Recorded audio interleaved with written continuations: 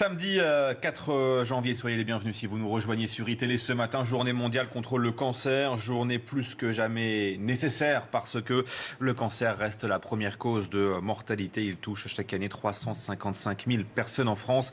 Et pour en parler ce matin avec nous en plateau, on reçoit le docteur François Rosé. Bonjour. Bonjour. Vous êtes urologue à l'Institut Mutualiste Montsouris. Merci d'avoir accepté l'invitation ce matin. On va parler avec vous d'un cancer, le cancer chez l'homme, le plus fréquent, c'est le cancer de la prostate. Ça touche combien de personnes, pour être clair, par an en France ? Alors, le cancer de la prostate, il y a à peu près 50 000 nouveaux cas par an. Voilà. On a une incidence qui est en baisse, c'est-à-dire qu'on diagnostique moins de cancers que ce qu'on voyait au préalable, mais ça reste le premier cancer de l'homme et ça reste le premier cancer en général. Et c'est un cancer dont on arrive à guérir aujourd'hui ? Alors, c'est un cancer qu'on guérit. C'est un cancer, quand on parle de cancer, en fait, c'est plusieurs cancers. Il y a des cancers de la prostate qui sont extrêmement agressifs.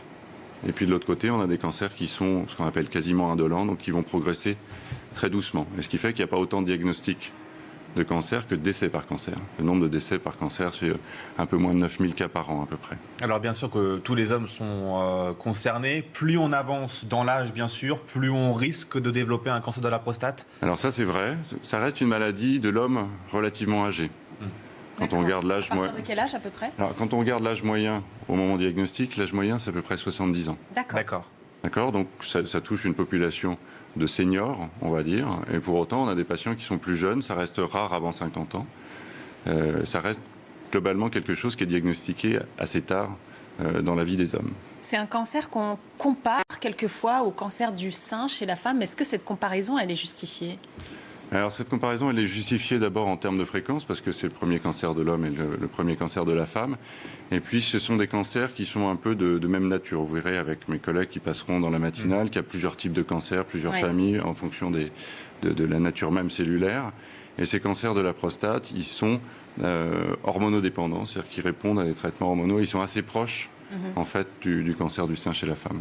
Docteur, comment on s'aperçoit, comment on se rend compte qu'on a un cancer de la prostate ?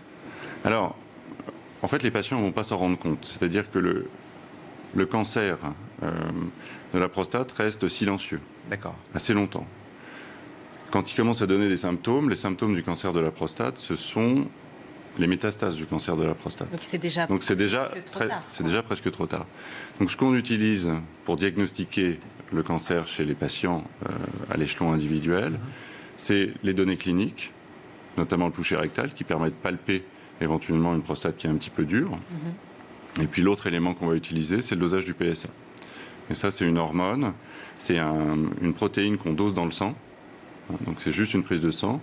Et ce PSA, c'est quelque chose qui est caractéristique de la prostate.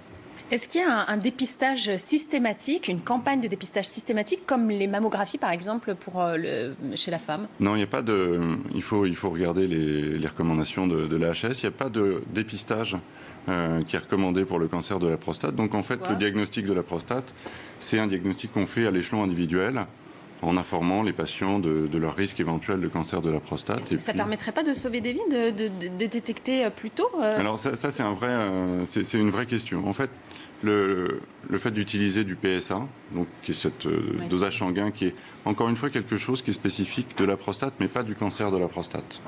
D'accord. Donc pour un homme, c'est compliqué, parce que avoir un PSA élevé, c'est pas forcément avoir un cancer de la prostate. Ça peut être parce que la prostate est grosse, ça peut être parce qu'il y a une inflammation, donc il faut faire attention à ce dosage du PSA qui ne doit pas être pris de façon brute, mais compris en fonction de l'historique familial du patient, de l'historique du patient, des données cliniques, etc.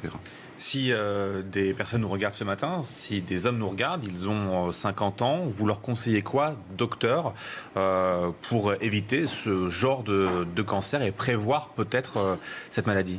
Alors, ce qu'on conseille aux patients, c'est d'abord de faire le point avec leur médecin généraliste. Et puis, 50 ans ou même un peu avant ? Alors, en fait, on a des formes familiales qui sont un peu précoces. Actuellement, les recommandations, c'est de commencer à s'en occuper aux alentours de 50 ans en moyenne, mais on sait qu'il y a des formes familiales, il y a des patients qui sont plus à risque. D'accord. Et donc, pour ces patients-là, probablement faire un premier dosage un peu plus jeune, vers 40, 45 ans, ça a probablement du sens, parce qu'on a des formes qui sont, chez les patients jeunes, et qui sont très agressives. Voilà. Ça reste relativement rare, c'est-à-dire qu'il ne faut pas retenir que tout le monde doit faire un PSA. Mais on a des formes familiales qui sont chez les patients jeunes, il faut faire attention à ça. Un dernier chiffre très court, le taux de guérison du cancer de la prostate? Alors ça, c'est compliqué. Ah, j'attendais une réponse simple, mais en fait non. Non, en fait c'est compliqué parce que ça dépend à quel stade de la maladie on prend le patient. Si vous prenez un patient qui a un cancer localisé et qu'on traite, c'est un patient qui va guérir dans plus de 9 cas sur 10. Si vous prenez un patient qu'on découvre à un stade métastatique, évidemment c'est un patient pour lequel on aura des traitements qui seront palliatifs. Donc on va augmenter la durée de survie. Mais c'est quelqu'un qui sera à risque, évidemment, de mourir de son cancer. En tout cas, la bonne nouvelle et ce dont on est sûr, c'est qu'on guérit mieux aujourd'hui le cancer de la prostate. Absolument. Merci beaucoup, docteur. Merci à vous d'être venu ce matin sur iTélé.